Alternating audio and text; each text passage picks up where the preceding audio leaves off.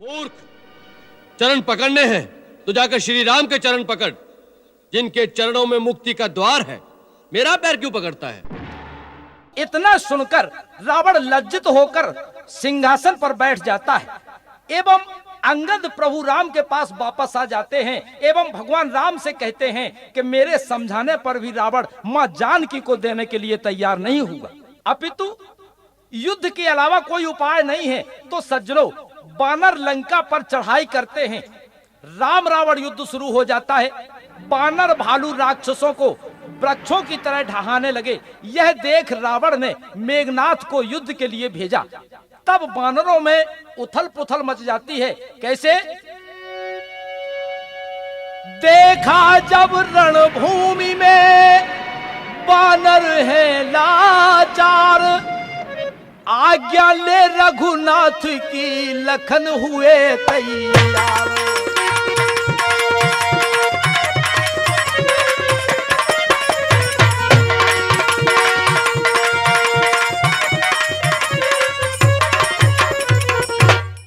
कहां हैं तीनों लोगों के प्रसिद्ध धनुर्धर राम और लक्ष्मण?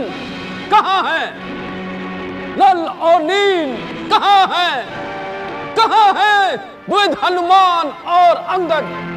आज रण क्षेत्र में सबका काल मेघनाथ आया है।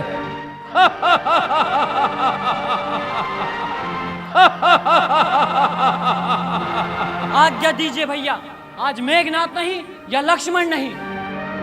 शांत लक्ष्मण, शांत। यह शांत रहने का अवसर नहीं है भैया।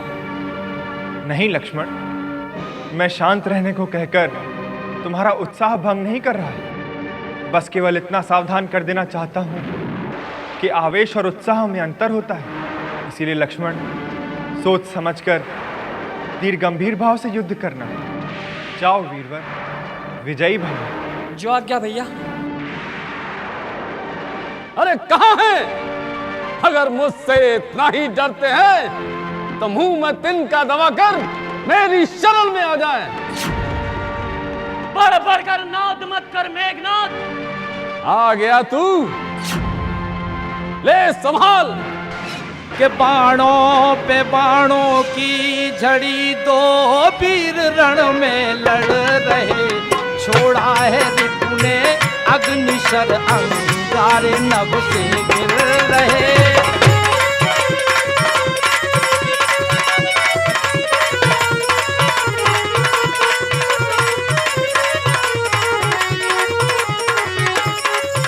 लक्ष्मण ने छोड़ा नीर सर, तो अग्निशर शीतल भये। सब भांति मानी हार, रिपु ने ब्रह्म सर कर में लये।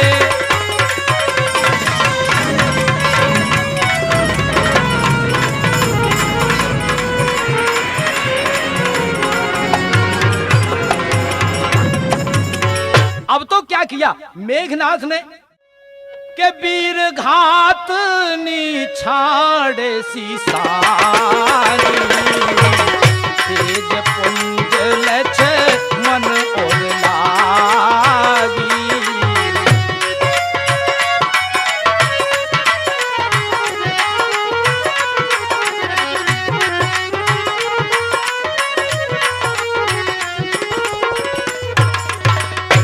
तो समर भूमि में जब गिरे होकर लखन उदास, और हर्षनाद कर आ गया मेघनाद तब पास।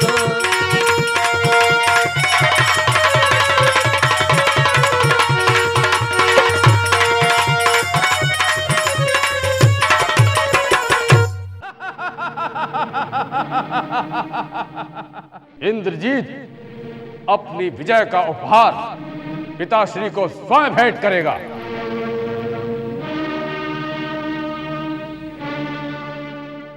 इतने ही में उस जगह आधी बेग समान, रामादल से आ गए पवन पुत्र हनुमान।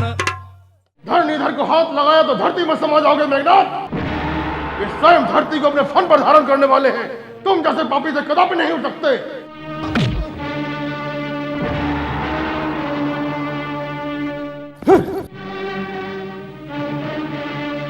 भैया भैया लक्ष्मण। तो नवाकर सादर अपना शीस, चले लक्ष्मण को लेकर शीस।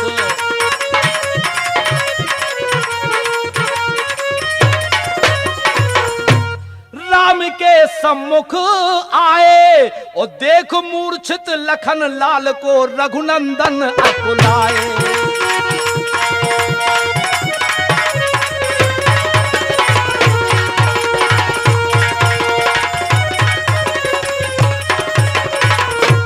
समय लक्ष्मण जी की ऐसी हालत देखी, ऐसी दशा देखी, तो भगवान राम बहुत दुखी होने लगते हैं। हनुमान, मेरा लक्ष्मण जो सदा मेरे सन्मुख आने पर खड़ा हो जाता था, आज मेरे ही सामने नैन मूंदे पड़ा है। यह कैसे हुआ भैया? प्रभु, धरणीधर जब धरती पर गिरे तो सूर्य चंद्र की गति थम गई प्रभु। कि सुखेन वेद लंका में विख्यात है, सभी रोगों का वो तो विशेषज्ञ है। और पूर्ण परिचित हो लंका से जाए वही।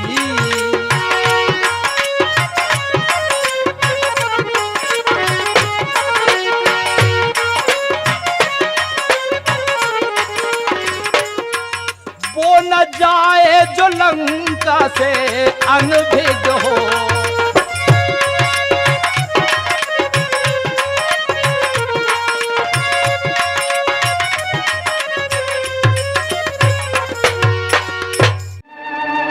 लंका में रहने वाले राजवैद्य सुखेन को यहाँ बुलाया जाए तो संभव है कि वो कोई उपचार बता सकें,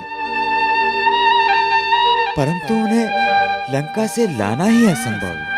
असंभव को संभव बनाना हनुमान का काम है। हे हनुमान, युद्ध भूमि में जहां एक ओर अथाह सागर है, वहीं दूसरी ओर प्रबल शत्रु दल। उपाय करें भी तो कैसे? प्रभु, मुझे आज्ञा दीजिए, मैं लेकर आऊंगा वैदराज को। जैसी तुम्हारी इच्छा हनुमान, परंतु शत्रु के गढ़ में जा रहे हैं, हमें चिंता रहेगी। सावधानी से जाना हनुमान। जैसे प्रभु की आज्ञा। इतने में हनुमंत लाल जी कहने लगे कि मैं जाता हूं इस तरह बोल उठे हनुमान।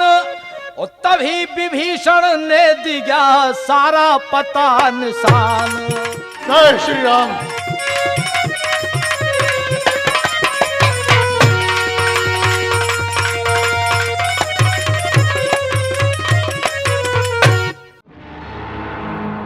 लगता है बैदराज सो रहे हैं, जगा लेता हूं।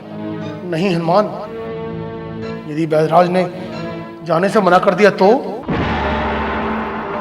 हनुमान, ये समय सोचने का नहीं है, ले चलो पूरा घर उठाकर।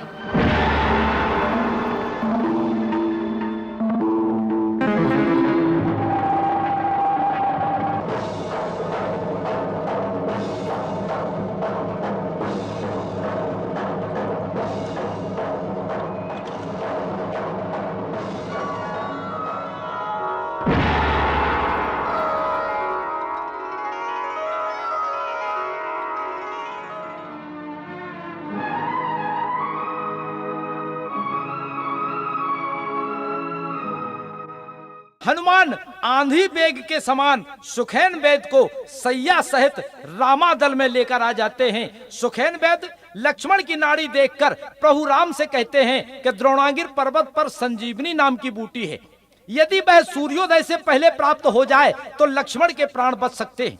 यह सुनकर अनंत बलवंत हनुमंत लाल जी राम की आज्ञा लेकर चल देते हैं।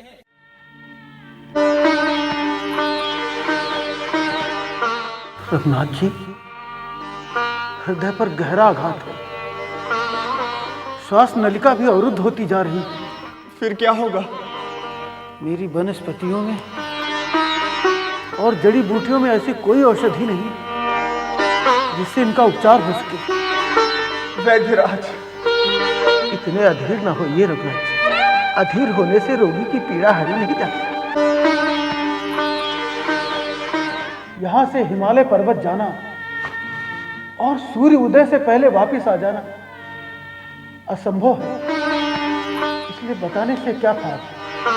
अपने प्रभु के कार्य के लिए हिमालय तो क्या, कहिए तो संपूर्ण ब्रह्मलोक की प्रदक्षिणा करके रात रात में वापस लौट आऊं। अब वो दुष्कार्य बताइए तो सही। यदि इतना साहस है तो सुनो हनुमान। कैलाश और ऋषभ पर्वत के बीच में दैवीय वन औषधियों का एक महापर्वत, उसी पर पाई जाती है संजीवनी बूटी।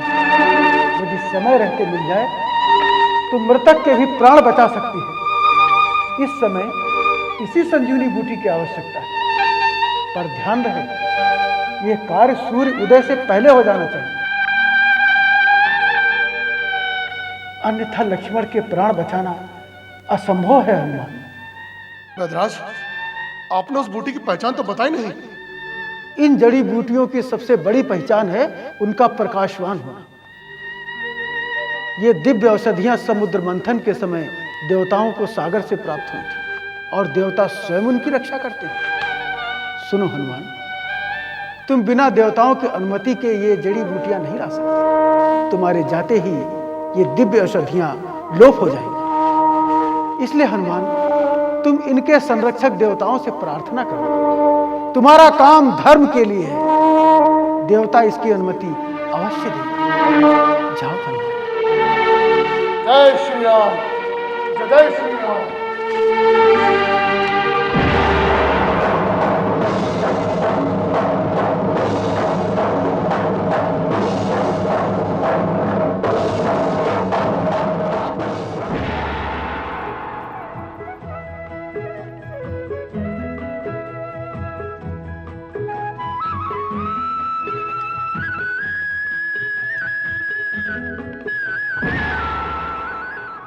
जब हनुमान जी द्रोणागिर पर बूटी पहचान नहीं पाते तो पर्वत सहित उठाकर चल देते। इधर क्या होता है, जब हनुमान जी बूटी लेकर अयोध्या से निकले तो भरत ने दैत्य समझकर बाण चला दिया, तो हनुमान जी हा राम कहते हुए नीचे गिर पड़े। उनके मुंह से राम नाम का शब्द सुनकर भरत हनुमान के पास पहुंचकर कहने लगे, तुम वहां धैर्य और शीघ्रता से जाओ।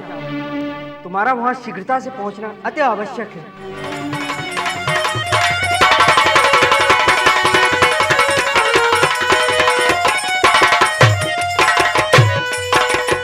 भगवान राम लक्ष्मण का सिर गोद में रखकर विलाप कर रहे हैं। कहने लगते हैं भगवान राम कि भैया लक्ष्मण, हम तुम्हारे बगैर अयोध्या कैसे जाएंगे? जब वहां हमारी मैया पूछेगी तो हम क्या कहेंगे कि लक्ष्मण को हम कहां छोड़ आए? इतने ही में आ गए बूटी ले हनुमान, और हीरा मूर्छित लखन के लौटे फिर से प्राण।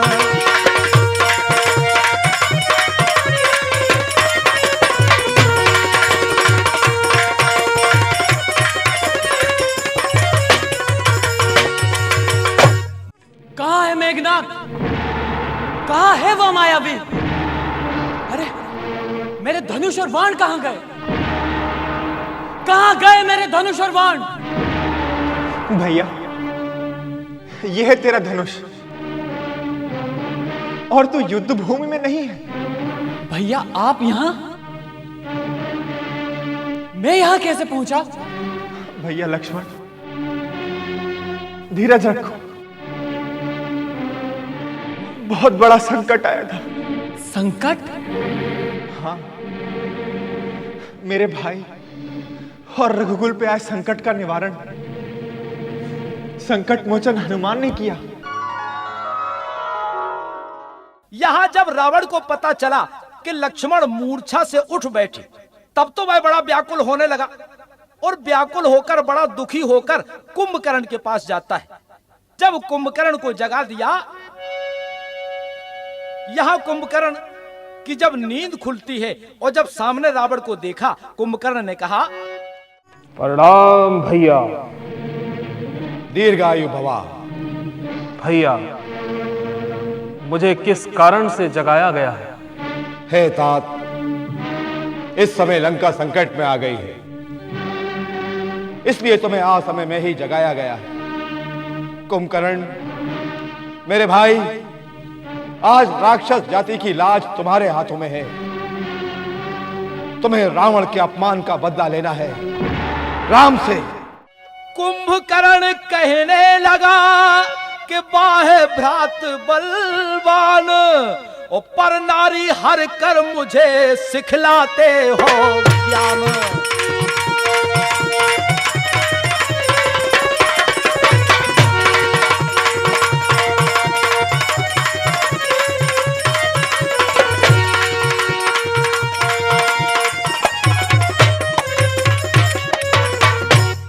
भैया, अब मुझे विजयश्री का आशीर्वाद दीजिए। जाओ कुंभकर्ण, विजय भवा। जय लंकेश।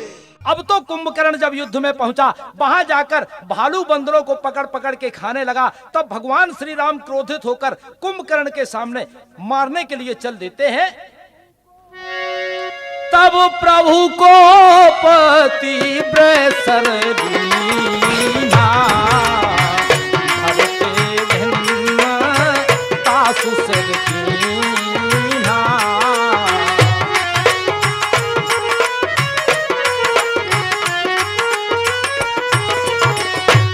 इस प्रकार भगवान श्री राम कुंभकर्ण को मारकर पृथ्वी का भार हरण करते। आप मुझे युद्ध भूमि में जाने की आज्ञा प्रदान करें। मैं उन दोनों मानव राम लक्ष्मण के मस्तक को काटकर आपके चरणों में न लग गया तो मेरा नाम भी इंद्रजीत नहीं। पिताश्री, मुझे आज्ञा दे। जाओ इंद्रजीत, आज नई जीत का कीर्तिमान स्थापित करके लौटो। विजय भवा।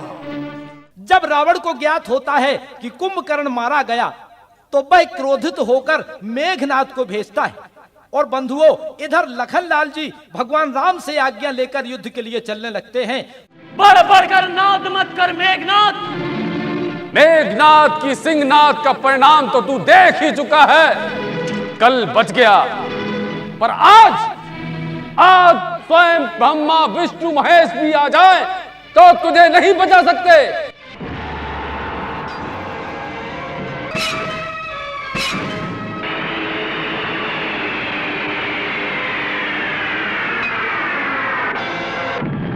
यदि मैं श्री राम का अनन्य सेवक हूं तो तुम्हें श्री राम की ही आन है।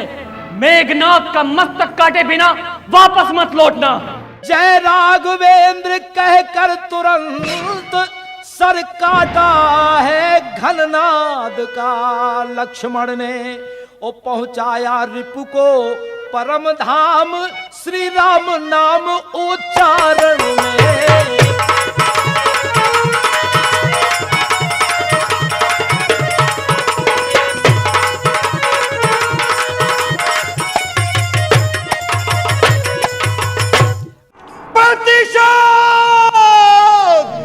इंद्रजीत, तुम्हारे वध का प्रतिशोध तुम्हारा पिता लेगा। यहां जब कुंभकर्ण मेघनाद का वध हो जाता है तो रावण स्वयं लड़ने के लिए तैयार हो जाता है। रावण खांडा फरसा लेकर, तोमर मुगदल लेकर, धनुआ लेकर राम रावण का युद्ध होने लगता है। जब राम रावण का घोर संग्राम होने लगा बंधुओं, राम ने कई बार रावण के सिर तथा भुजाएं काटी, परंतु सिर तथा भुजाएं फिर से पैदा हो जाती थी। यह देखकर भगवान बड़े चकित होते थे, तो विभीषण की ओर देखने लगे। विभीषण ने कहा कि भगवान, शीश बढ़ने की करिए न चिंता प्रभु, राम जी इस पे छाया मृत्युंजय की है। शीश इसने चढ़ाए महादेव को।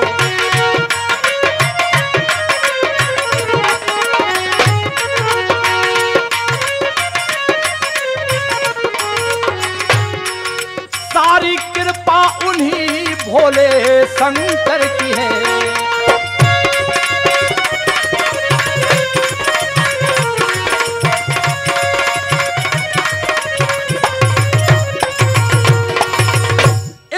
जब विभीषण ने भगवान राम को बता दिया तो क्या हुआ बंधुओं कि एक साथ छोड़े तभी प्रभु ने सर 31 और अमृत सूखा नाभि का कटी भुजाएं।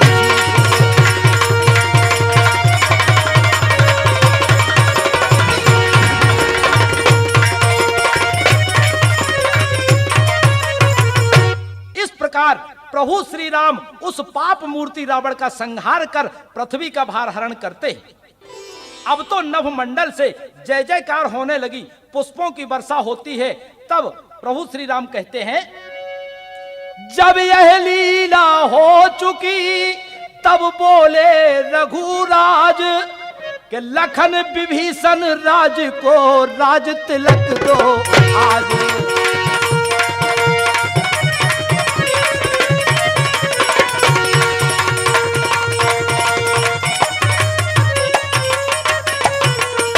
और लक्ष्मण जी ने वही किया, जाकर विभीषण को राज तिलक किया। यहाँ विभीषण ने क्या किया कि तभी सजाकर पालकी लाए लंकाधीश और बैठी उस पे मैथिली सुमिर कौशला।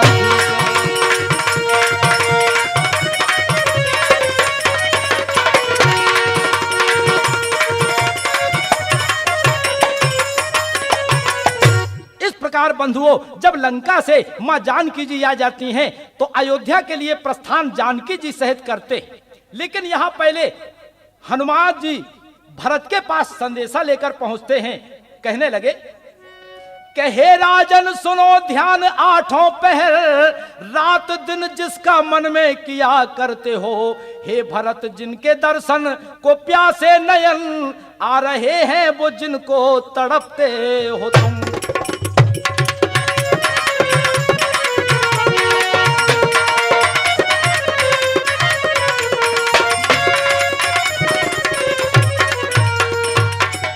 इतने में बह पुष्पक विमान कुछ और समीप उतर आया, और जिसका था सबको इंतजार वह नभ से भूमि पर आया।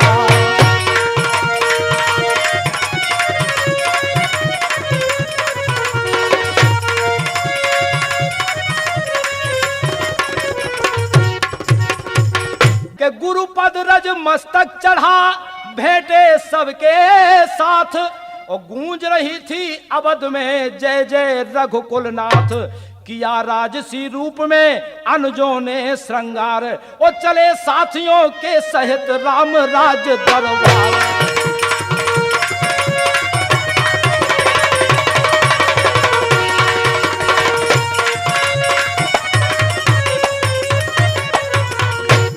वहां भगवान का राज तिलक होता है, भगवान राम सिंहासन पर बैठते हैं अयोध्या में बंधुओं।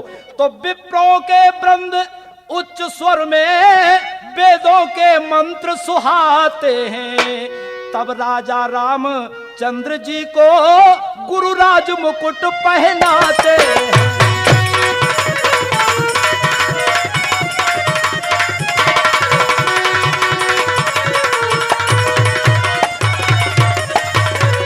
सिंहासन पर श्री रामचंद्र सानंद सुशोभित होते हैं।